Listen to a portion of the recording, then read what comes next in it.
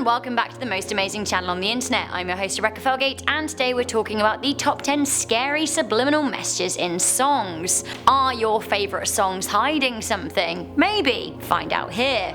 But before we get into this video, I just want to ask you guys what your favourite song is, or if that's too hard, because I understand it probably is, then let me know what your favourite band is, or your favourite artist. I, for one, love Radiohead. Also, while you're down there, why don't you like this video and share it with a friend? And if you guys want to connect with us on social media, there are links to our Instagram accounts in the description box down below. Hi guys, before starting this video, we just want to pop in and let you know we are giving away $1,000 for the Christmas holidays. Ooh, all you guys have to do is go to our Instagram account at Most Amazing Official, follow us, like the most recent contest photo, and comment what you would do with the money. Alright, let's get back into Rebecca's video, which is the reason you're all here, the top 10 scary subliminal messages in songs. Woo! Coming in at number 10, Justin Bieber and the Illuminati. In 2015, Justin Bieber, Skrillex, and Diplo released a music video for Where Are You Now? Now, thousands of images were flashed on the Canadian pop star. It seems that the images were drawn by fans at the Jack U headquarters and overlaid. Or were they?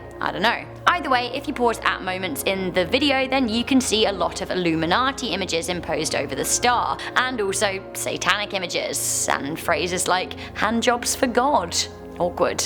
Now these kind of flash before your eyes really quickly, but psychologically speaking, can we maybe pick up on them? What about the children? What are they seeing? What are they thinking? Coming in at number 9, we have David Bowie foreshadowing his own death. Now, I absolutely love the album Black Star. It came out on the 8th of January 2016, David Bowie's 69th and last ever birthday. Sadly, he died 2 days later. Now, the public were totally shocked as Bowie had never referenced his illness, or had he? The title song of the album was released on the 19th of November 2015, and his second track, Lazarus, was released on December 17th. Now, both tracks heavily foreshadowed the star's untimely death. In Black Star, Bowie appears to be singing about the day of his death with a candlelit vigil. It is quite probable that he's singing about his own final reckoning, as he writes, "Something happened on the day he died. His spirit rose a meter and then stepped aside. Somebody else took his place and bravely cried." He goes on to sing, "I'm a black star, I'm not a pop star." People have deciphered this to mean the past give an icon status to another. David Bowie is a black star,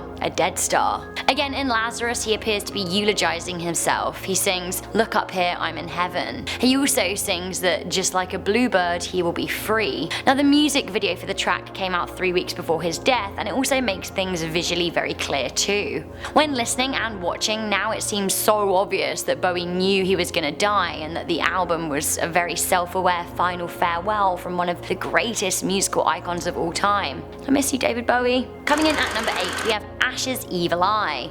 Good old Ash. The popular 90s and noughties rock band wanted to jump on the bandwagon of backmasking and included a little nod to Satan in their song Evil Eye. Released in 2004 on the album Meltdown, Evil Eye is a song that sounds like it is about a girl that is working her way into a guy's head, so much so that he can't stop thinking about her. Like I said though, there is a scary secret message that's actually a bit rude. At the beginning of the track, if played backwards, the lead singer Timothy James Arthur can be heard to say, "She's giving me the evil eye. Suck Satan's rock." Except he doesn't say rock. Judas Priest had to go to court over this song. We have Better By You, Better Than Me at number 7.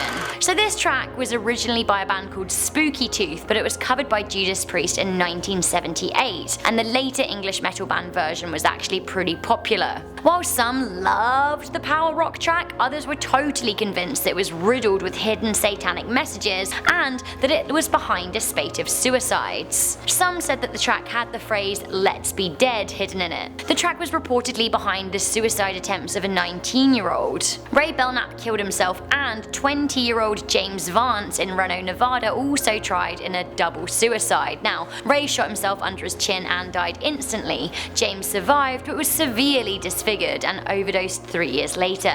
His parents claim that the cursed track made the young men do it. Now, before James overdosed, he gave an interview to say that actually the music was what sent him crazy. The 3-week trial was heavily scrutinized scrutinized by the music industry, but Judas Priest did have to appear in court. Eventually, it was thrown out.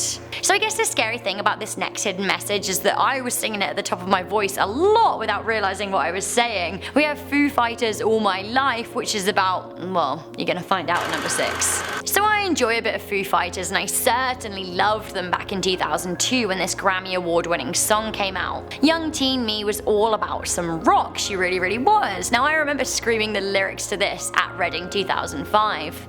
Always. Anyway, lead singer Dave Grohl said in an interview that the song is about his keenness to perform oral sex. He's a giver. I guess it makes sense. Don't let it go to waste. I love it, but I hate the taste. Ugh. Coming in at number 5, we have Hotel California by the Eagles. I went to California and passed by the alleged Hotel California. It was great. This is another one of those songs that sounds upbeat, and California makes me think of sunny times and sunny climes, but apparently not. Apparently the song is about yielding to Satan. So I heard Shane Dawson talk about this one and he seemed really freaked out, but honestly, I'm not too sure. Allegedly, when played backwards, you can hear something along the lines of, yes, Satan organized his own religion, but when played forwards, the song also seems to be pretty devil heavy. The lyrics go, and in the master's chambers, they gathered for a feast. They stab it with their steely forks, but they just can't kill the beast. Interesting. Coming into number 4, we have the Beatles' I'm So Tired and Revolution 9. So these songs added fuel to the fire of the Paul is dead conspiracy. Back in 1966, fans of the Beatles became convinced that Paul McCartney died in a car crash. The Beatles were known to add in cheeky backmask messages for their fans, but this was something different. Fans swear that clues of Paul's death are littered through Sgt. Pepper and the White Album. At the end of I'm So Tired, it is thought that John Lennon says, Paul is a dead man. I miss him, I miss him, miss him. On Revolution number 9, an announcer's voice says the number 9 a lot, but when played backwards, it's thought that it says, turn me on, dead man. Strange. Coming into number 3, we have the Police, Every Breath You Take. Every Breath You Take seems like a sweet song. It is often played in the top 10 20 most romantic songs of all time, but no.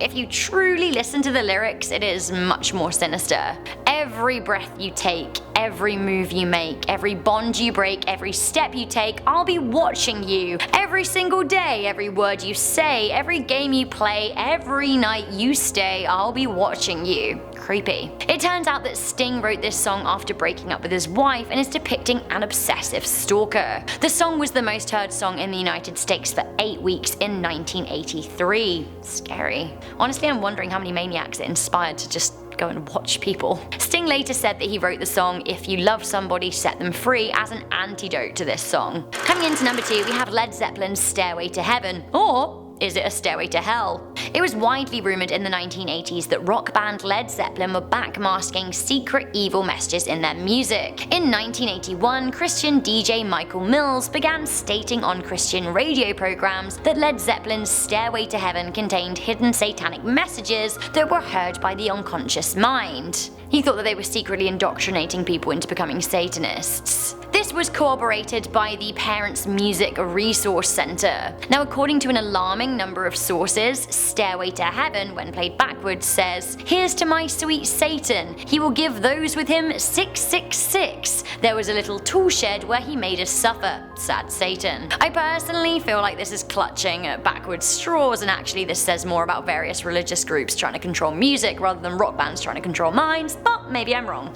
Robert Plant of Led Zeppelin dismissed the accusations and said that some people would need a lot of time on their hands to come up with something so crazy. Have a listen. What do you think?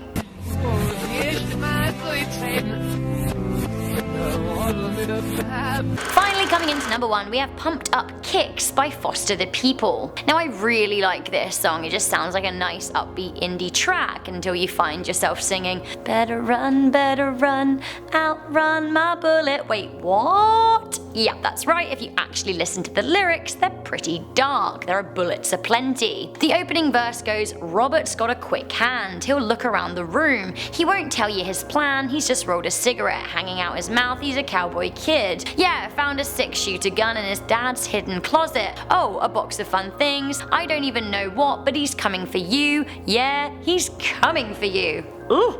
The popular 2011 song is actually written from the perspective of a psychotic kid with homicidal thoughts, basically a high school student thinking of enacting a mass shooting. Mark Foster wrote the song about a growing trend of teenage mental illness, and the bassist of the band actually even survived the Columbine shooting in 1999. This honestly really surprised me when I found it out, but it made me think, why am I not even listening to the lyrics? It's obvious if you really stop and think about it. So guys, that was the top 10 songs with scary subliminal messages. Which of these did you think had the scariest message? Let me know in the comment section down below. Also, don't forget to let me know what your favourite song is, or if that's too hard, who your favourite band is. I'm honestly really excited to chat music. Music's one of my great loves. I'm your host Rebecca Felgate. Don't forget that you can follow Most Amazing and myself and Landon and Danny on Instagram. There are links in the description box down below. For now, please do like this video, share it with a friend, and stay subscribed for more Most Amazing lists. Bye!